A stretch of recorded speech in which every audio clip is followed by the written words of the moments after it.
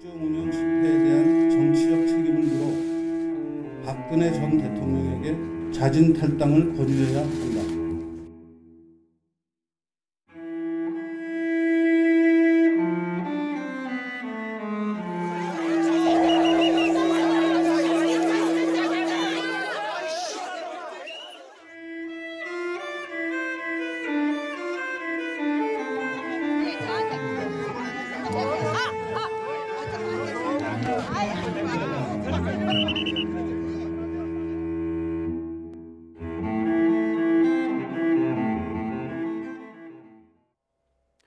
자유한국당이 태극기에 문매를 맞고 있습니다.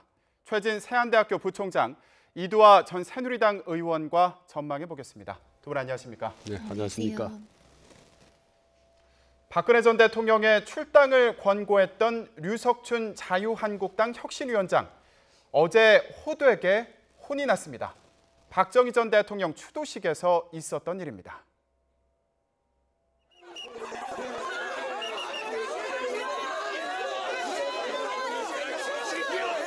네, 지금 어제 박정희 전 대통령의 추도식 현장을 보고 계십니다.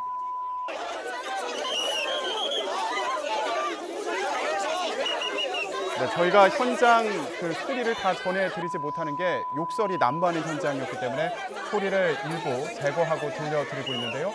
류석춘 자유한국당 혁신위원장이 이 추도식장에 나타났다가 봉변을 당하는 장면입니다.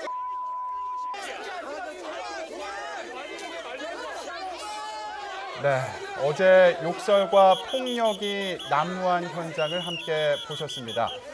자, 지금 이 현장 화면을 보면은 류석춘 위원장이 공공의 적이 된 것 같아요. 네, 예, 그렇습니다. 지금 빨간 모자를 쓴 그런 이제 예비역들이죠. 군인들이 둘러싸이고 테이크를 내리치고 하는 정말 아수라장인 아주 험악한 모습인데요. 네. 저는 과연 류석춘 위원장이 저런 상황을 예상을 못했겠느냐, 예상을 했을까라는데 저는 결론적으로 말씀드리면 예상을 했을 거라고 봅니다. 왜냐하면 저 정도 최근 들어 태극기 집회가 험악한 상황인데 저걸 모르고 갔다면 그야말로 정말 정치적 감각이 전혀 없다는 증거인데요. 저는 분명히 예상을 하고 봉변을 예상하고 갔다고 봅니다. 그 이유는 네. 우선 첫 번째는 학자적 양심 때문이라고 봅니다. 아시다시피 류석춘 하면은 이승만, 박정희의 어떤 최고 신봉자, 학자로 널리 알려져 있을 정도로 이승만에 관한 한 박정희 대통령에 대해서 여러 편의 논문을 썼을 정도로 상당히 강한 소신을 갖고 있는 사람들입니다. 그래서 학자적 소신을 갖고 두 번째로는 이제 박정희 대통령의 애정만큼은 변함이 없다라는 본인의 또 그런 것을 보여준 거고 마지막 세 번째로는 그럼에도 불구하고 박근혜 전 대통령은 출당에 불가피하다라는 그런 어떤 당위성을 온몸으로 보여주기 위해서 그런 부담을 감수하고 저는 충분히 갔다고 봅니다. 네. 안 그래도 어제 나가달라는 요구가 이전부터 있었는데 분양은 하고 가야 된다 그러면서 분양을 하고 나가다가 지금 또 이런 봉변을 당하는 그런 상황이었는데요. 네. 의원님은 왜 저 현장에 굳이 갔다고 생각하세요? 네. 지금 말씀하신 것처럼 기본적으로 그 본인이 혁신위원장, 한국당 혁신위원장이란 그런 직함을 갖고 있는 상태에서 본인이 그 박정희 전 대통령에 대해서는 여러 차례 이제 여러 편의 논문도 쓰기도 한 분이거든요. 그러니까 네. 박정희 전 대통령이 건국과 부국에 있어서 일정 부분 기여를 했고 산업화와 민주화에 있어서도 산업화에 일정 부분 기여를 했다는 그런 신념을 갖고 계셨던 분이기 때문에요.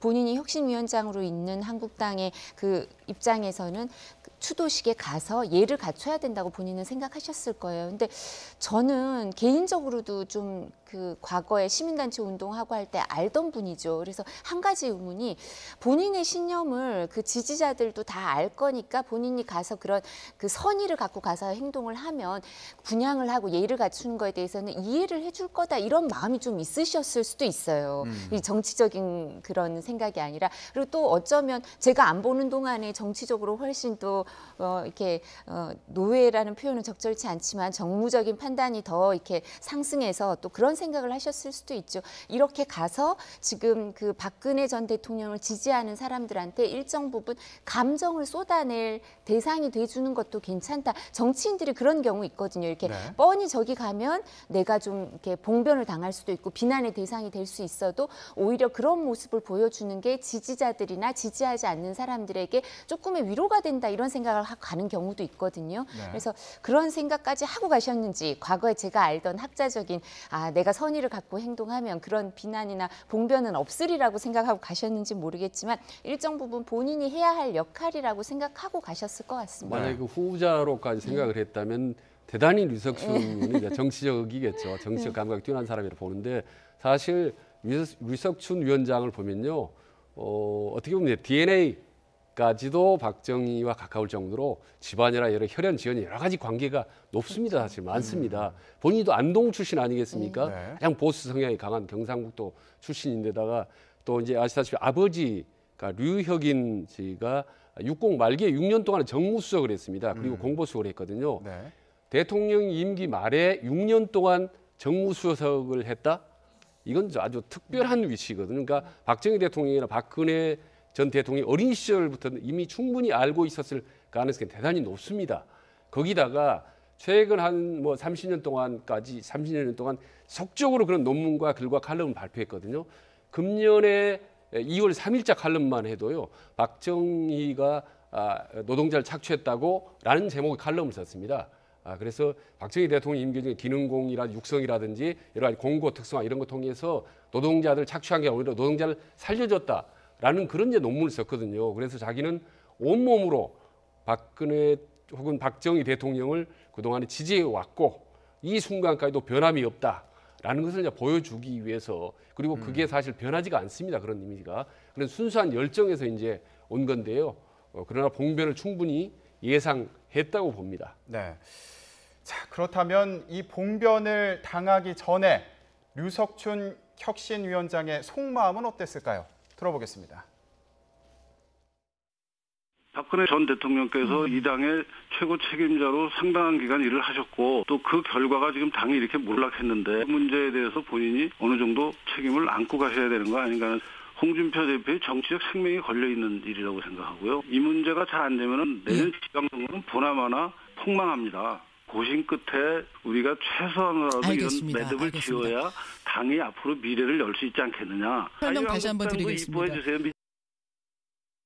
자유한국당도 예뻐해 주세요. 이 말이 참 인상 깊게 들리는데 당이 일단 살아야 되지 않겠냐 이런 취지로 들리고 이게 홍준표 대표의 얘기하고도 좀 통하는 부분이 있는 것 같기도 하고요. 아마 유석춘 위원장도 처음에 혁신위를 맡을 때보다는 박근혜 전 대통령의 거취에 대해서 훨씬 명확한 태도를 취하게 됐죠. 이제 자진 탈당 권유를 하게 되면서 그렇게 됐는데 그게 저는 생각이 일정 부분은 그 방법에 대해서 생각이 변한 게 여론의 추이를 지켜보면서 그런 게 아닌가 싶습니다. 아무래도 학자로 있을 때보다는 일정 부분 한국당에서 혁신위원장을 맡고 있게 되면요. 많은 국회의원들을 만날 뿐만 아니라 많은 사람들의 여론을 전달받을 수밖에 없거든요. 기자분들도 많이 만나고. 그러면서 들은 얘기가 좀 전에 표현을 매듭을 지어야 된다. 그러니까 박근혜 전 대통령이 보수가 통합하기 위해서는 이 부분을 좀 해결해 줘야 되고 그러기 위해서는 어떤 모습을 보여줘야 되는데 그 명분, 지금 바른정당에 있던 의원들이 다시 들어오거나 아니면 다른 형태의 어떤 합종 연행이 이루어지려면 일정 부분 자유한국당 내에 있는 세력들이 인적 청산이나 아니면 명분을 마련해 줘야 되는데 그러기 위해서는 박근혜 전 대통령이나 친박의 서청원, 최경환 의원 정도는 자진 탈당을 해야 된다 이렇게 생각을 하게 됐고요. 본인이 이 정도 생각을 하게 되면 그런 박근혜 전 대통령이나 박정희 전 대통령에 대해서 그렇게 우호적인 본인이 이렇게 생각을 하게 된 정도면 다른 사람들도 설득이 될 거다 이렇게 생각을 했던 게 아닌가 싶습니다. 어제 봉변 당한 이후에도 같은 생각을 하고 계실까요? 어떻게 보십니까? 아마 그 소신은 그대로 가겠지만 생각이 좀 많이 달라지지 않았을까 싶습니다. 지금 홍준표, 류석준 두 사람이 똑같이 하는 얘기가 지금 이 상황 이대로 가면은 지방선거에 필패한다는 거거든요. 어제 방송 출연을 해서 류석춘 위원장이 뭐라고 했냐면요. 이건 박근혜 전 대통령 출당 문제는 홍준표 대표의 정치적 생명이 걸린 문제다. 네. 이 문제가 잘 안 풀리면 내년 지방선거는 폭망한다 그랬거든요. 폭삭 망한다는 뜻인데 그럼 폭삭 망하는 정도가 어느 수준이냐 이 부분에 대해서 유석준 위원장이 스스로 뭐라고 했냐면요. 서울 플러스 영남권의 선거에서 패배하면 홍준표는 대표직을 내놔야 된다는 식으로 얘기를 했습니다. 그러면은 영남권이라는 대구, 경북, 그다음에 부산, 경남 플러스 울산 5개의 광역 단체장 플러스 서울시장이거든요. 이 5개에서 선전을 못한다면은 우리는 자유한국당 폭 망하는 거고 홍준표 대표는 당 대표직을 내놓아야 된다라는 식으로 얘기를 했거든요. 그만큼 아주 절박한 겁니다. 그래서 류석춘 위원장은 그동안의 오랜 소신과 집안의 인연 이런 것들을 감수하고라도 본인 표현대로 읍참마속하는 심정으로 지금 박근혜 출당을 밀어붙이고 있다고 봅니다. 네. 자, 저희가 류석춘 혁신위원장이 봉변당한 얘기를 하고 있는데 그런데 태극기에 봉변당한 사람은 이분만이 아니었습니다. 누가 또 있을까요? 보고 오겠습니다. 지금은 마로니에로 지금 이동 중입니다. 여기는 집회 규모가 좀 더 큰 것 같고요. 질문 저한테 하세요. 그러니까 저한테 질문하세요. 예, 저한테.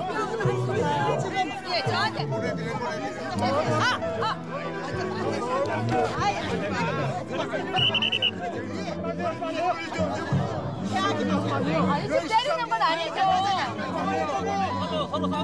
어떻게 할까요? 얘기 들으러 왔잖아. 그 얘기 하려고 제가 들으려고 왔어요. 그러니까 제가 뭘 할까요? 하나 도와주세요. 어떻게 할까요? 그래, 잠깐만. 그러니까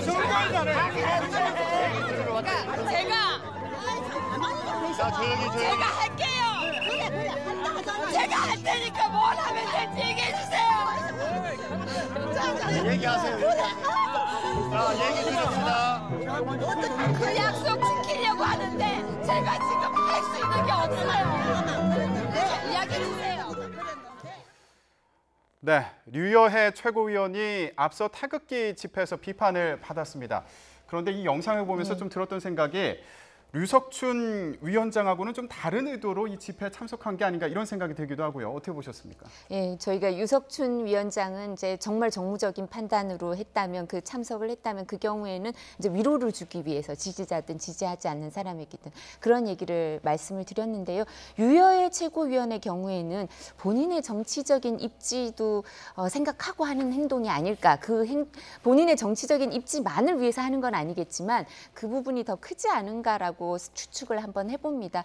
왜냐하면 유여해 최고위원은 그 정치인들은 보면요. 본인의 지지 기반이나 본인을 지지할 사람들 그룹에 대해서 명확하게 타겟을 정해놓는 정치인들이 있더라고요. 그리고 그 지지 계층에 맞춰서 그분들이 원하는 행동을 하는 경우가 있는데 그게 일반적인 사람들의 생각, 우리가 생각하기에 저 같은 사람이 생각하기엔 좀 난 저렇게 행동 안 했을 텐데 이런 행동을 하게 되는 게 이해가 안 되는 게 그게 그분이 비합리적이거나 비상식적이어서 그런 게 아니라 이제 그 이면을 살펴보면 정치인의 경우에는 자신의 지지 계층을 정해놓고 그 사람들 준거 집단이 원하는 행동을 하기 때문에 저런 게 아닌가 싶고요.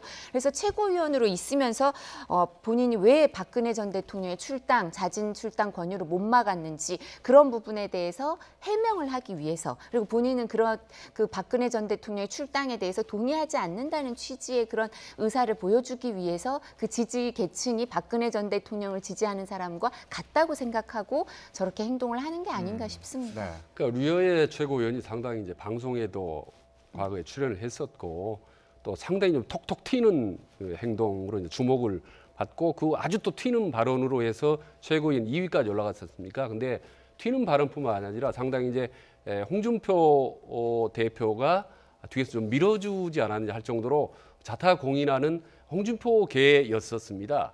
그렇기 때문에 당연히 이제 홍준표의 어떤 노선과 동의를 할 거라고 생각했는데 최근 들어서 박근혜 출당에 대해 상당히 반대 입장을 지금 갖고 있거든요. 네. 그러니까 지금 반기를 두는 거죠. 홍준표 대표에게 일종의. 그래서 상당히 지금 행보에 대해서 지금 무관심을 갖고 있는 차에 지금 태극기 집회를 가서 봉변을 당한 건데 그래서 저 병번은 똑같이 봉변을 당했지만 류석춘이 봉변을 당한 거하고 의도가 오히려 반대 아니냐, 정반대 아니냐. 말하자면 태극기 집회에 온 사람으로부터 출당을 반대하는 박근혜 대통령을 지지를 이끌어내기 위해서 의도된 그런 봉변 당하기가 아니냐라는 이런 이제 의혹을 좀 받고 있을 정도로 좀 난해한 그런 행보가 같습니다. 지금 유여의 최고위원 같은 경우에는 출당에 반대를 하고 있는데 그러다 보니까 이제 며칠 뒤면은 최고위에서 이 제명안이라고 해야겠죠. 제명안을 의결에 붙일 텐데 의결이 안 될 수도 있다 이런 분석도 있습니다. 예, 그래서 저희가 사실 이제 최근에도 전현직 의원들을 만나서 이 부분을 얘기를 했었어요. 그러니까 제가 있을 때 저도 당원 당규 이제 개정하거나 그런 작업을 저도 실제로 맡은 적도 있고 그랬었기 때문에 당원 당규 해석을 어떻게 해야 될 거냐. 우선은 최고위원회 의결이 반드시 있어야 되냐, 아니면 자동 출당도 가능하냐, 이 부분에 대해서 해석이 또 나뉘고 있고요. 그러니까 당직자들 입장에서는 해석 이거를 뭐 전국위원회를 소집해서 해석을 명확하게 해야 된다는 얘기까지 있을 정도로 해석이 명확하지 않은데. 중진 의원, 법조인 출신의 중진 의원 한 분은 그래도 최고위 의결이 있어야 이게 매듭이 지어지지, 최고위 의결이 없이 자동 출당을 권유하게 되면 이렇게 여전히 이제 미완의 문제로 남게 되니까 적정한 방법이 아니다 이렇게 생각하시는 분들도 있는데요. 아마 최고위원회 의결을 하면 그 명단이 명확하지 않습니까? 그리고 찬반 의사도 추측을 해낼 수가 있고 그렇기 때문에 의결을 거치는 거는 사실 자동 출당, 그러니까 그 자진 출당을 하도록 의결이 확정되기는 쉽지 않을 것 같기도 합니다. 지금 최고위원은 이제 과반수 이상이면은 이제 출당이 확정이 되거든요. 근데 지금 아시다시피 9명인데 지금 5명만 최고위원에 찬성을 하면은 출당이 이제 통과가 되는 겁니다. 그런데 5명이 반대를 합니다. 그러니까 한 명이 왔다 갔다 하는 순간이죠. 만약 이대로 최고위원 의결을 가게 되면은 자칫하면 박근혜 출당이 부결될 수도 있습니다. 이럴 경우에 홍준표 대표는 리더십이 아주 치명타를 받게 되는 거죠. 그래서 지금 하고 있는 방법이 두 가지입니다. 하나는 홍준표 대표 쪽에서 직접 최고위원들을 개별적으로 맨투맨으로 접촉을 하면서 이 당위성을, 출당의 당위성을 설명을 하고 있는 거고요. 만약을 대비해서 언론에 지금 얘기하고 있는 이유가 이게 반드시 최고위원 의결을 거치지 않아도 된다라는 겁니다. 근데 실제로 이 부분에 대한 명확한 규정이 없기 때문에 홍준표 대표가 작심하고 박근혜 대통령 출당을 밀어붙이면 사실 그게 통과될 수 있는 상황입니다. 그러면 만약에 그렇게 밀어붙여서 통과를 시킨다. 그런 경우에 홍준표 대표 리더십에는 어떤 영향을 미치게 될까요? 그래서 상당히 타격을 받죠. 그러나요, 만약에 10으로 한다면 이 정도, 100의 20% 정도는 타격을 받습니다. 근데 만약에 반대로 이게 부결이 된다. 박근혜 대통령이 탄핵 부결이 된다. 80% 이상의 치명적인 타격을 받죠. 그렇기 때문에 득실이 훨씬 더 많기 때문에 홍준표 대표 일상에 내키지 않더라도 밀어붙일 수밖에 없는 그런 상황이 직면해 있는 거죠. 네, 의원님 보실 때도 부결되는 것보다는 어떻게든 이게 제명되도록 하는 게 홍준표 대표 입장에서는 어쩔 수 없는 선택이다, 뭐 좋은 선택이다 이렇게 봐야 될까요? 어떻게 보십니까? 그러니까 이제 저도 전현직 의원들 얘기를 들어보니까 저도 이 부분에 대해서 명확한 생각을 갖고 있지 않았는데 제가 아는 분들은 그렇게도 생각하시더라고요. 좀 전에 말씀하신 최 부총장님 말씀처럼 그 홍준표 대표가 그 정치 생명을 걸고 있는 부분이기 때문에 이 부분은 정리를 해야 된다 이렇게 얘기하는 분도 있는데 사실 서청원 최경환 의원의 그 출당까지 해결을 같이 할 수 있을지는 또 자신이 없는 부분이거든요. 현역 의원은 그 의원 총회에서 해야 되고 제적 그 3분의 2 이 정도가 되기 때문에 그게 의결 정족수를 갖추기가 힘드니까요. 그래서 어차피 이게 다 해결이 되지 않을 거면 홍준표 대표 입장에서는 노력을 했다는 최선의 모습을 보여주고 오히려 이 절차적인 부분에 대해서는 뭐 규정을 어떻게 해석해야 되냐 이론의 여지가 많기 때문에 자신이 최선을 다했지만 제대로 되지 않았다. 자신의 의사는 명확히 밝히고 보수 대통합의 명분을 제공해 주는 걸로 또 가능하지 않을까라는 견해도 있습니다. 자, 홍준표 대표 당에는 이렇게 폭탄을 던져두고요. 미국행을 선택했는데 지금 무슨 생각을 하고 있을까요?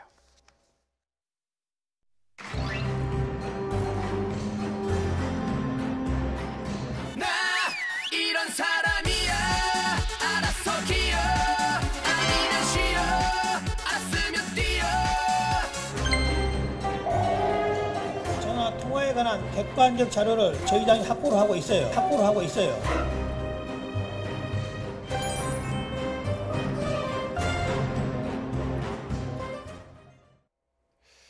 예, 홍준표 대표 문재인 대통령에게 안보 영수회담을 제안했습니다. 둘이 만나서 안보 관련 얘기를 좀 하자 이런 거예요.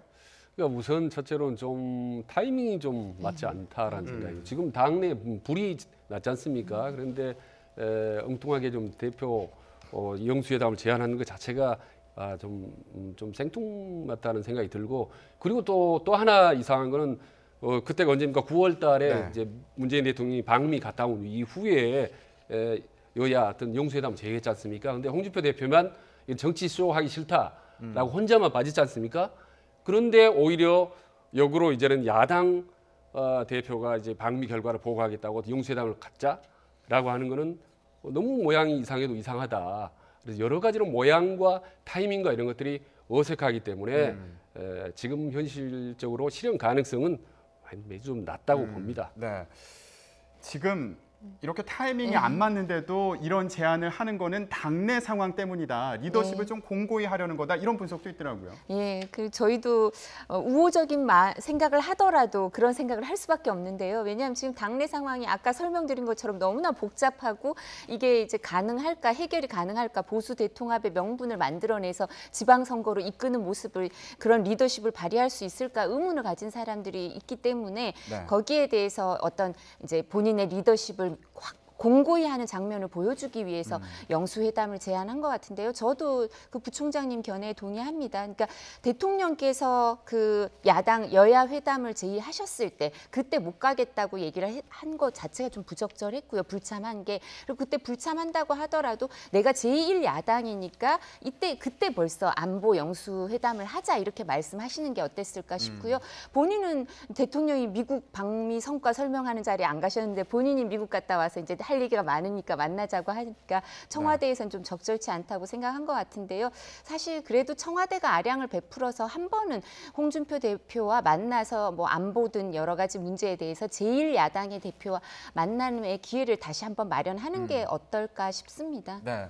자, 그런데 지금 홍준표 대표가 신경 써야 되는 게 이것뿐만이 아닙니다. 서청원 의원 측에서요. 성완종 리스트 관련해서 녹취록 말고도 다른 카드도 있다. 이런 분위기를 내비치고 있거든요. 어떤 게 있을까요? 그러니까 어떻게 보면 지금 홍준표 대표가 상당히 사면초가 아니겠습니까? 지금 당 안팎으로 몰려 있고 그런 판에 또 서청원 대표가 이제 반격으로 나섰는데 지금 머릿속에 성완종 리스트라는 얘기가 자꾸 거론되면 거론될수록 그 팩트라든지 증거를 나오는 것과는 상관없이 리더십에 자꾸 상처를 입을 수밖에 없습니다. 그래서 이 부분에도 어떤 형태로 빨리 지금 매듭을 지어야 되는 건데 매듭을 짓기는커녕 지금 확전이 되고 있지 않습니까? 그래서 홍준표 대표는 1단계로 빨리 박근혜 전 대통령의 탄핵 출당 부분을 완료를 하고 그 다음에 서청원, 최경환 이 부분에 이제 이 탈당 문제를 매듭을 지어야 되는 건데 두 가지 다 매듭을 짓지 못한 상태에서 강력한 반격을 지금 받고 있기 때문에 지금 청와대라든지 당이라든지 말이죠 온통 삥 둘러싸여 있는 거죠. 사면초가 돼버린 겁니다. 지금 묘하게 이 부분을 어떻게 돌파해 나갈 건지 그런 이제 연장선상에서 청와대 뭐 영수회담 제의해보고 미국도 다녀보고 여러 가지 지금 성동 격서 전략을 쓰고 있는데 상당히 점점 일이 좀 꼬여가지 않나 싶은 생각이 듭니다. 의원님, 법조인의 입장에서 봤을 때 이 녹취록 홍준표 대표에게 폭탄이라고 볼 수 있을까요? 제가 또 이 부분에 대해서 뒷얘기를 좀 들었거든요. 취재를 해봤더니 사실 홍준표 대표는 지금 대법원에 가 있는 상태인데요. 그 대법원에 가 있을 때 지금 이 관련 사건이 비슷한 사건이 이완구 전 국무총리 사건이 있죠. 근데 이완구 전 국무총리는 이제 벌써 진작에 무죄를 받고 다시 이제 또 상소심이 진행 중인데요. 그 사건을 둘 다 아시는 분들이 이제 변론을 하시는 분들이 설명을 해줄 때 홍준표 대표 사건이 이완구 전 국무총리의 사건보다 증거 관계가 더 유리하다는 겁니다. 그러니까 이런 녹취록이 나온다 하더라도 흔들리지 않을 정도의 판결문이 있다고 믿고 있는 사람들이 있더라고요. 법조인들이요. 유리하다는 건 누구한테 유리하다? 홍준표 대표한테. 그러니까 홍준표 대표한테 유리한 상황이기 때문에 이 녹취록의 정도가 우리가 정말 이렇게 너무나 명확하고 구체적으로 증거 조작이라든가 위증이라든가 이런 거를 부탁하는 그런 게 아닌 다음에야 또 그럴 성격도 아니고 법조인 출신이기 때문에 그리고 홍준표 대표가 저희가 겪어보면 의외로 소심한 면이 있거든요. 그래서 저는 그런 식의 전화 통화를 했을 가능성은 좀 낮지 않을까 싶은데요. 그래서 녹취록이 그런 파괴력을 가진 녹취록이 있을 가능성은 조금 낮지 않나라고 생각하는 사람들이 꽤 있는 것 같습니다. 그 부분 이제 좀 지켜봐야 되겠는데 간단히요. 그러면 이 박근혜 전 대통령 그 출당 문제 관련해서요. 박 전 대통령 지지층 그리고 친박 세력의 어떤 결속이 더 앞으로 견고해지는 거 아니냐 이런 예상되는데 이거 어떻게 봐야 될까요? 네, 지금 말씀하신 것처럼 그리고 박근혜 전 대통령의 재판과 관련해서 정치적으로 쟁점화 시켜가는 부분이기 때문에 그런 부분은 그게 소수로 좀 줄어들더라도 그 결속력이나 어떤 그 단단함은 더 증가하는 게 아닌가 싶은데요. 근데 지금 그 자유한국당 입장에서는 내년 총선, 내년 지방선거 그 다음에 총선 이런 걸 계속 생각하려면 중도층까지 외연을 확장하고 보수 대통합의 명분을 만들려면 박근혜 전 대통령의 확고한 지지층만으로는 정치를 해나가기가 어렵죠. 저도 한 말씀 더 붙이면요. 네, 간단히요. 박근혜 대통령 지지층이 점점 견고하게 뭉칠 것이다. 다만 그 뭉치는 숫자, 범위 이게 극히 제한적이라고 보는 거죠.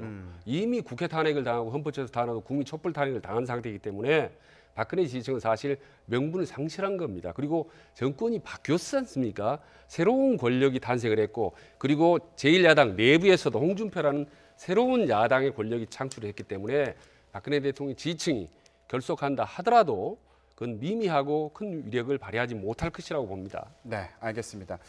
하지만 어쨌든 확실해 보이는 건 내일 귀국하는 홍준표 대표 앞에 놓인 숙제가 만만치는 않아 보인다. 이건 맞는 말인 것 같습니다. 네, 오늘 얘기 여기까지 듣겠습니다. 두 분 고맙습니다.